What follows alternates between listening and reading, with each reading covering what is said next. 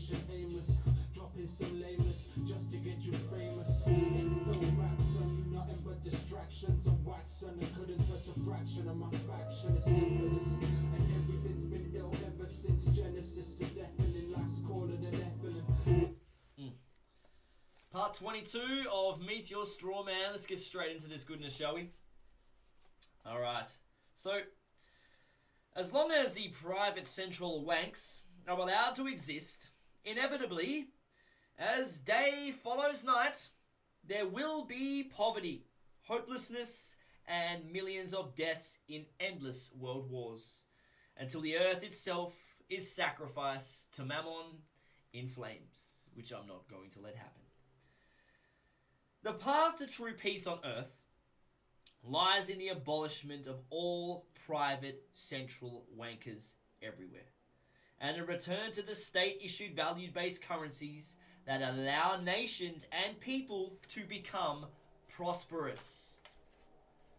In summary, before you were born, the bankers operated a scam intended to rob all members of the general public, the wankers. They removed all forms of money and replaced it with worthless notes which read, "I promise to pay the bearer," with another worthless banknote. They then managed to do away with the government and replace it with a group of commercial companies which they own.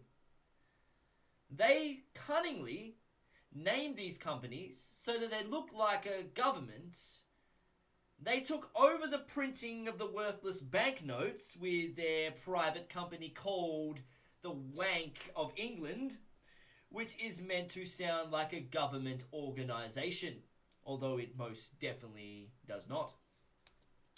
The next step in their cunning plan was to get their company, which sounds like the government, to ask their other company, the non-federal Federal Reserve, to print them lots of worthless money and to charge interest on that money over and above the face value of the currency.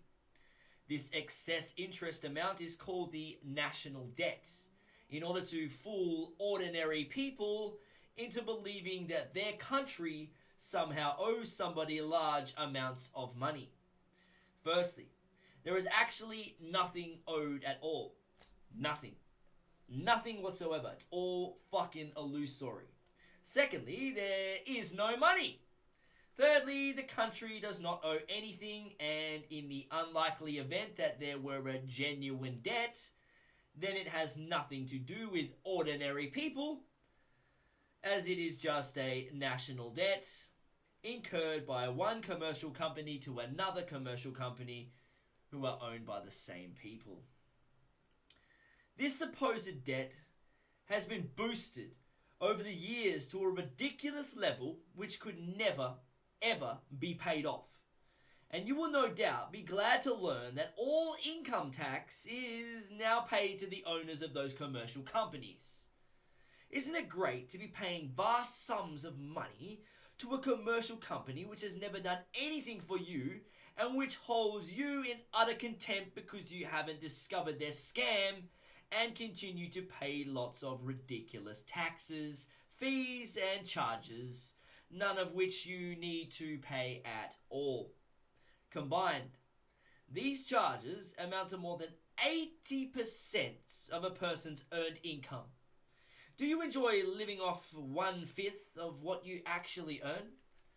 To strengthen their scam, they have invented a language of lies called legal terminology, where they have changed the meanings of ordinary English words in order to abuse and rob ordinary members of the public. They have set up a company called the Law Society to train up unscrupulous people in their methods of deception and lies. Their commercial company, which pretends to be the government, keeps inventing new statutes which they pretend are laws, which they most definitely are not, and they keep telling everybody that they must obey these laws. You must obey the laws, human! and they have subverted policemen and policewomen and convinced them that they have to enforce these statutes. The primary aim of these statutes is to take cash, goods, and property from members of the public who have not yet discovered that it is a scam being run against them. Many police officers are probably themselves ignorant of the fact that statutes are purely optional and no human is actually bound by them. Just to clarify the situation, breaches of the law are dealt with in a genuine court with a jury. All other matters such as taxation, bank loans, parking restrictions, speed limits and the like are dealt with in a fake court, which is a commercial company and part of a violent protection racket style scam which is wholly unlawful but enforced by violence, threats and intimidation using bailiffs and police to protect the bailiffs from being attacked. There has never been any law which demands that you pay any form of tax, license or other charge. What you decide to do is entirely up to yourself. You can continue to give away most of your income to fund people who want to harm you, or you can decide to step outside this corrupt system and stop paying these motherfuckers. All humans are born equal, so nobody has the right to order you around unless you agree to give them that right. And that choice is yours. We'll do a quick little overview of a political con job and then we'll call it a night and we'll be back tomorrow, trust me. If this has all been a lot of new information for you, then it might be useful to have a thumbnail sketch of the outrageous confidence trick which is being played on you.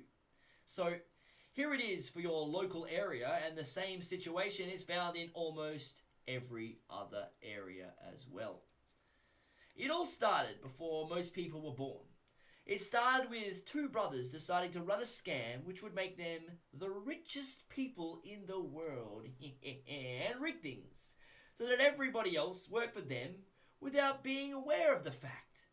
Even though they are literally brothers, in order to distinguish between them, we will call them Mr. Government and Mr. Banker, aka Wanker, because that is what they needed to become in order to run this scam. We're going to stop it there. It's going to get gnarly. Very, very fun chapters ahead. We're almost finished. But yeah, there's a lot of information left that everyone's going to be hanging on the edge of their seat for, no doubt. Meet your Strawman. This has been part 22. Much love, freedom. I'll see you all tomorrow.